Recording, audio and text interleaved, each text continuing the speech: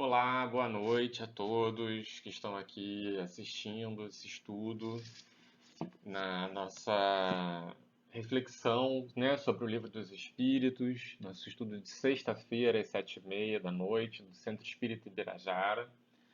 Mas bom dia para você que também está assistindo aí em algum outro horário pela manhã, boa tarde para quem está assistindo na parte da tarde, porque o nosso estudo fica gravado, né? Vamos começar fazendo a nossa reflexão da hora, com base no livro Pão Nosso, do Espírito Emmanuel, é o médium franciscano Xavier, para a gente iniciar o nosso trabalho, né? Bom, lição 105, nos diz Emmanuel: e Jesus respondeu-lhe: o primeiro de todos os mandamentos é: ouve, ó Israel, o Senhor é nosso Deus, o Senhor é um só. Marcos, capítulo 12, versículo 29. Replicando ao escriba que o interpelou com relação ao primeiro de todos os mandamentos, Jesus precede o artigo inicial do Decálogo de observação original que merece ser destacada. Antes de todos os programas de Moisés, das revelações dos profetas e de suas próprias bênçãos redentoras no Evangelho, o mestre coloca uma declaração enérgica de princípios, conclamando todos os espíritos ao plano da unidade substancial. Alicerçando o serviço salvador que ele mesmo trazia das esferas mais altas, proclama o Cristo à humanidade que só existe um Senhor Todo-Poderoso, o Pai de infinita misericórdia. Sabia de antemão que muitos homens não aceitariam a verdade, que almas numerosas buscariam escapar às obrigações justas, que surgiriam retardamento, má vontade, indiferença e preguiça em relação à boa nova. No entanto, sustentou a unidade divina, a fim de que todos os aprendizes se convencessem de que lhes seria possível envenenar a própria liberdade, criar deuses fictícios, erguer discórdias, trair provisoriamente a lei, estacionar nos caminhos, ensaiar a guerra e a destruição. Contudo, jamais poderiam enganar o plano das verdades eternas, ao qual todos se ajustarão um dia, na perfeita compreensão de que o Senhor é nosso Deus, o Senhor é um só. Então, vamos entrar em estado de prece.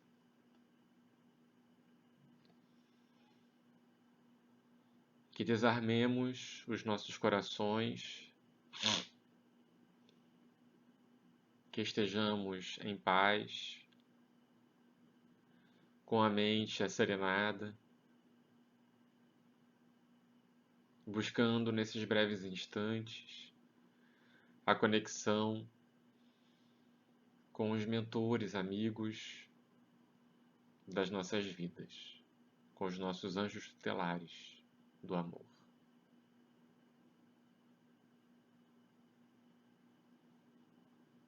Para que a gente possa, então, abrir campo para o sublime em nossas vidas, para o sagrado, vivendo uma vida, uma existência cheia de sentido,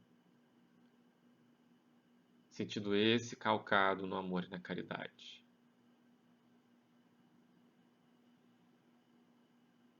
Que durante esses breves momentos, então, de estudo, possamos assimilar as mensagens dos Espíritos com o ouvido do intelecto, mas também com o ouvido do coração. Pedindo permissão aos nossos mentores da Casa de Ibirajara, Diogo da Cruz, Djalma, Asdrúbal e tantos outros. Iniciamos então o nosso estudo na noite de hoje, que assim seja. Bom, então, seguindo aí, dando seguimento ao estudo do Livro dos Espíritos, né, o nosso estudo de sexta-feira tem essa característica de ser um estudo sequencial, né? A cada sexta-feira a gente estuda um trecho do Livro dos Espíritos. Então, se você está assistindo e está meio, né, chegando agora, não conhece muito e quer conhecer um pouco mais, você pode entrar aí, explorar o nosso canal e ver os temas que foram estudados anteriormente para dar sequência. Mas nada impede também que você comece a assistir agora, com calma, e, se gostar, explorar os outros conteúdos. Tá? A gente está aqui numa parte do Livro dos Espíritos que fala, é a parte terceira do Livro dos Espíritos, que fala lei, das leis morais, né? Dentre elas, a lei do trabalho, que é a lei que a gente está estudando. Então, lá no Livro dos Espíritos, para quem não conhece, tem ali elencado, acho que são ao todo 12 leis. Vamos verificar aqui, para não falar informação equivocada.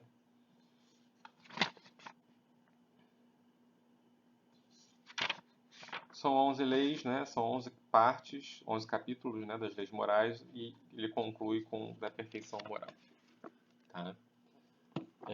Que está inserido então nesse capítulo, nessa parte também das leis morais. Então, uma das leis morais que regem o universo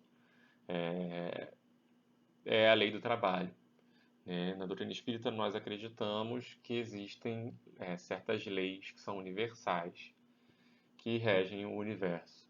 E são leis que têm a sua base na moral, mas que têm desdobramentos, obviamente, na nossa vida prática, do dia a dia. E aos poucos quem não conhece, pode ir se aprofundando e entendendo. Pode parecer complexo a princípio, mas lendo o Livro dos Espíritos, a gente consegue compreender, né? São leis que não estão num código, que não estão escritos em nenhum lugar. Nós não temos essa característica, né, de uma religião que se funda numa revelação é, rígida, né? A gente tem aí uma revelação que é uma verdadeira doutrina, né? Mas em algum momento aqui do Livro dos Espíritos existe a pergunta que Kardec faz aos espíritos, que é nesse sentido, de onde está escrito então essas leis morais, né? Essas leis de Deus. E aí os espíritos respondem que estão na consciência, né? Todos nós temos aí algum conhecimento prévio das leis de Deus e nascemos simples e ignorantes, mas com esse potencial dentro da gente de desenvolver essa descoberta das leis divinas. E aos poucos, com o nosso crescimento, com a nossa evolução, a gente consegue nos desfazer de tudo aquilo que não é a lei de Deus, né? E consegue, no patamar mais elevado da evolução espiritual, viver aí em sintonia com os desígnios divinos.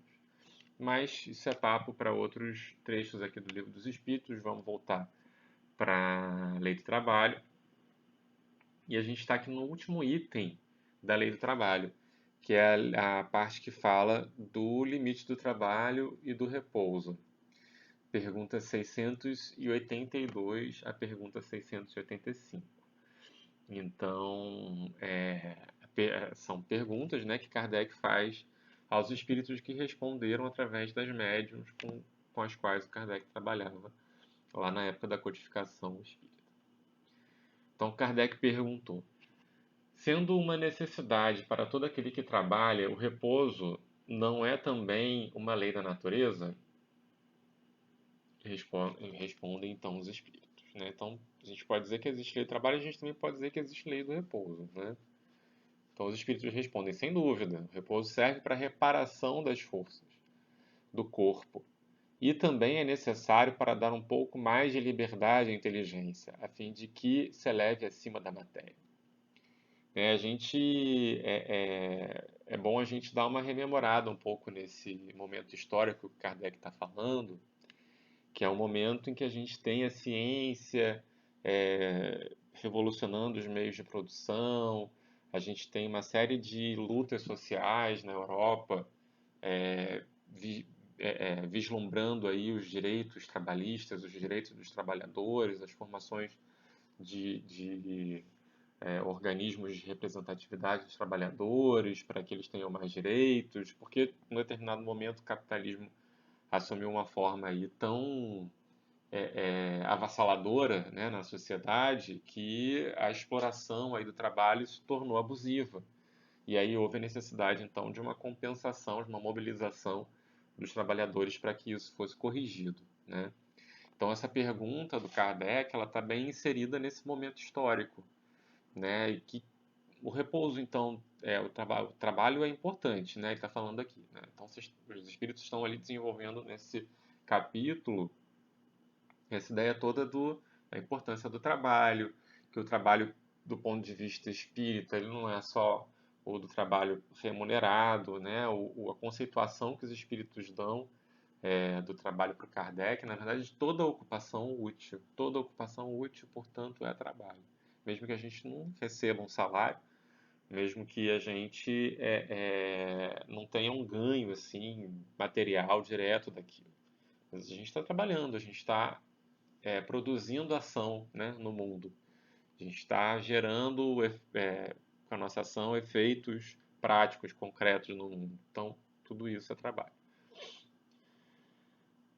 E aí, então, os espíritos respondem sobre a importância do repouso, né? Repouso é necessário para reparar as forças, né? Porque quando a gente trabalha a exaustão, se a gente não para por bem, a gente para por mal porque o nosso corpo não suporta, né? Era muito comum, inclusive, nessa fase aí da humanidade, de revoluções industriais, de adequações aí do trabalho aos limites do trabalhador, se a gente tinha trabalhos quase escravos nas fábricas, né? E as pessoas que morriam em decorrência do trabalho excessivo, tem um histórico todo trágico aí por trás, né? Então, os espíritos estão trazendo isso, ressaltando essa importância do repouso, tanto para a recuperação das forças, mas também para dar mais liberdade à inteligência, né? A fim de que ela se eleve acima da matéria. Porque se a gente fica muito ali,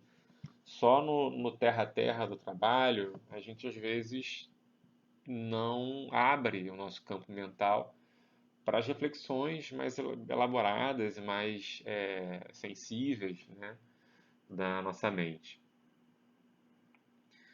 E tanto que tem toda uma vertente aí de sociológica e de filósofos, de pessoas que falam do tal do ócio produtivo, né? O ócio, muitas vezes, é no ócio que a gente tem as melhores ideias, que a gente consegue, a nossa mente consegue, na paz, sem ser ali na azáfama, na correria, ter um pouco de paz, olhar as coisas em perspectiva e buscar uma solução melhor do que se a gente tivesse ali ininterruptamente com a mente mergulhada naquela questão do trabalho. Né? Quantas pessoas falam que trabalham exaustivamente com algumas questões intelectuais, materiais e vão dormir durante o sono, sonham com a solução, né? Engenheiros, pessoas da área de exatas que ficam às vezes quebrando a cabeça para construir soluções práticas ali e não consegue, pensa e repensa e aí dorme e quando acorda, acorda com a solução. Conheço milhões de exemplos assim. Né? O nosso cérebro durante o sono, isso já é mais do que pesquisado e confirmado, ele vai reorganizando todas as informações do dia, né? E aí a gente consegue, no nosso inconsciente, ir elaborando isso tudo.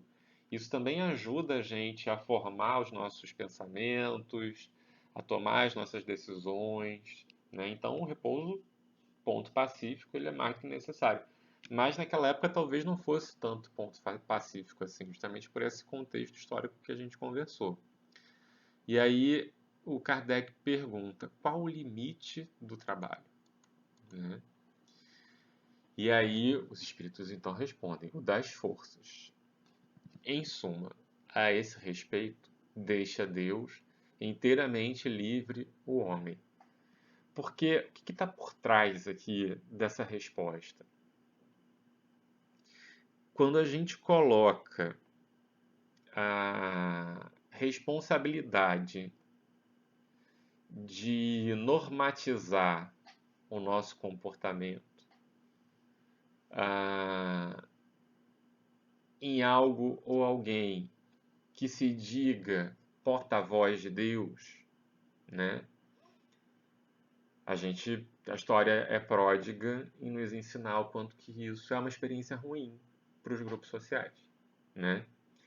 A gente teve aí um período longo na história de absolutismo religioso, se a gente for voltar lá para os estudos dos bancos escolares, do abuso do poder que algumas instituições religiosas, a Igreja Católica, no caso, no momento histórico da sua existência, com todo respeito à Igreja, que tem um trabalho belíssimo em muitos aspectos, no desenvolvimento, da expansão do cristianismo, no desenvolvimento de trabalhos até caritativos, mas na sua trajetória teve seus momentos de aprendizado, né, de desafios e de situações difíceis que tiveram que superar.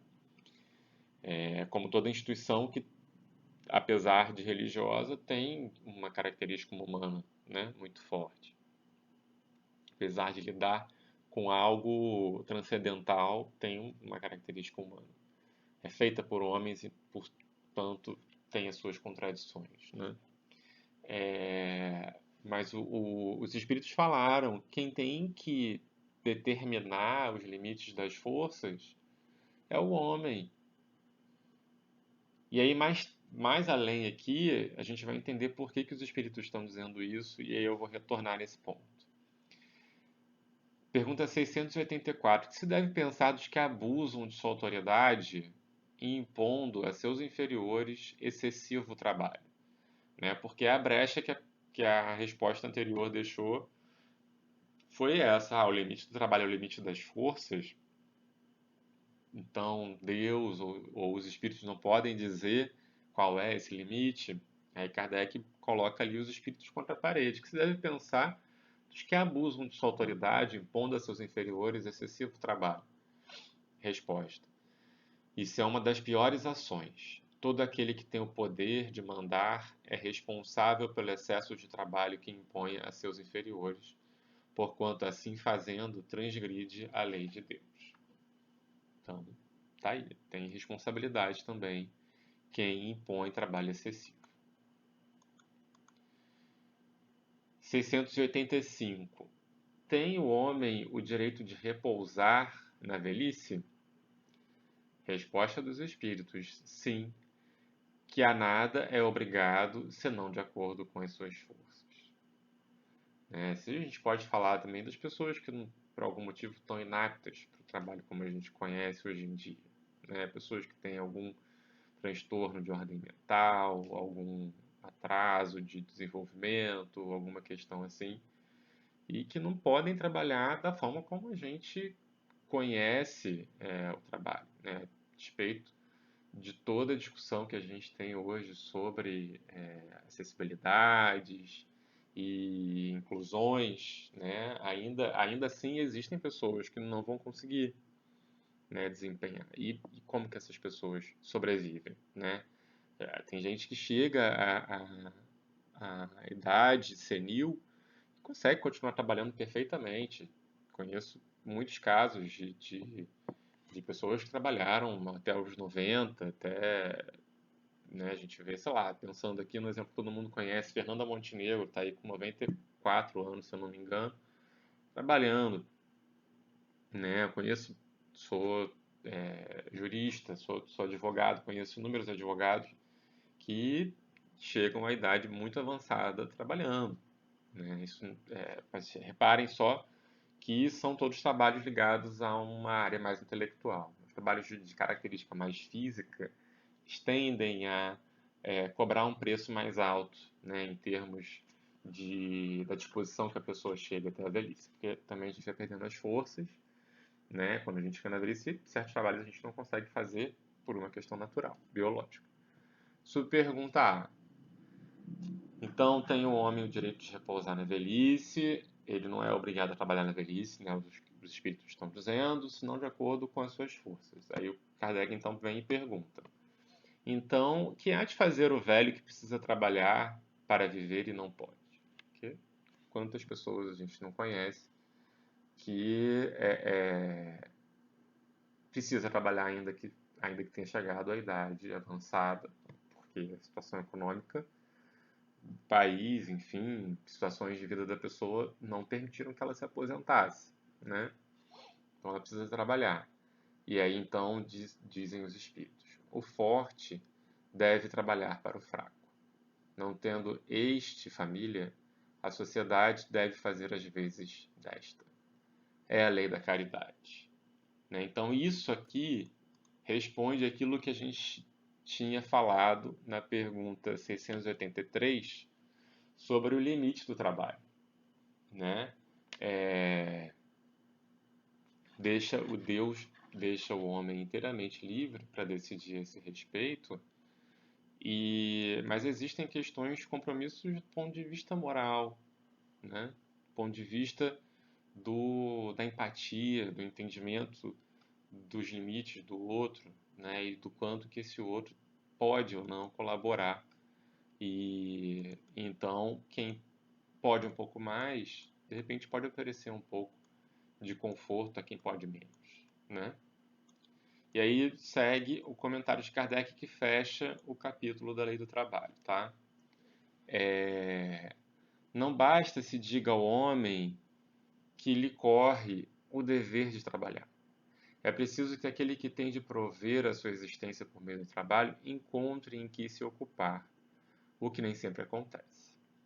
Quando se generaliza, a suspensão do trabalho assume as proporções de um flagelo, qual a miséria.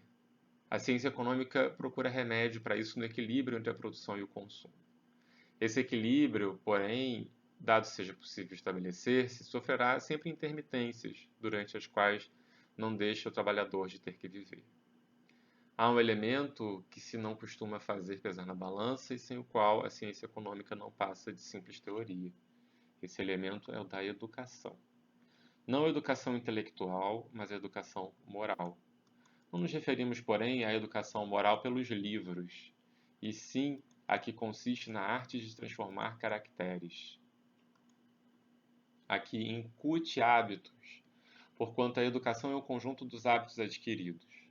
Considerando-se a aluvião de indivíduos que todos os dias são lançados na torrente da população sem princípios, sem freios e entregues a seus próprios instintos, senão serão de espantar as consequências desastrosas que daí decorrem, quando essa arte for conhecida, compreendida e praticada, o homem terá no mundo hábitos de ordem e de previdência para consigo mesmo e para com os seus, de respeito a tudo o que é respeitável, hábitos que lhes permitirão atravessar menos penosamente os maus dias inevitáveis.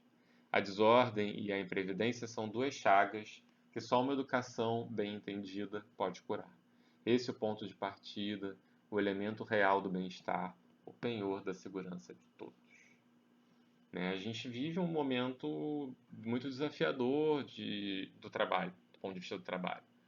Né? O desenvolvimento tecnológico está cada vez mais extinguindo postos de trabalho. Né? Então, daqui a pouco a gente vai ter essa questão que os espíritos colocaram ali, que não é uma questão nova na sociedade. Né? Da gente ter populações ociosas que não têm com o que se ocupar por circunstâncias externas, né? De ordem econômica, de ordem ambiental, por exemplo, que às vezes acometem a sociedade e demanda dos homens um esforço para superar essas questões. Né? Então, o que vai ajudar o homem a superar esses desafios não é a competição, não é o, o farinha pouca meu pirão primeiro, né? Não é essa selva que a gente vive no nosso dia a dia de um querendo se dar melhor do que o outro e em cima do outro, né, invariavelmente. mas o olhar de compaixão, né? O olhar de auxílio e de caridade, né? Então, essas são as nossas reflexões aí do finalzinho do capítulo de trabalho, da parte terceira do Livro dos Espíritos. Espero que eu tenha ajudado vocês e não confundido tanto. E peço desculpa aí por qualquer impropriedade, mas é com a maior das boas intenções. E a gente não pode nunca deixar de estudar Kardec, né? A gente vê o quanto de respostas nós temos na codificação para inúmeros problemas que a gente enfrenta enquanto humanidade. Então vamos orar. Deus Pai, obrigado por essas reflexões sobre o trabalho e sobre a nossa natureza enquanto espíritos, enquanto criaturas co-criadoras.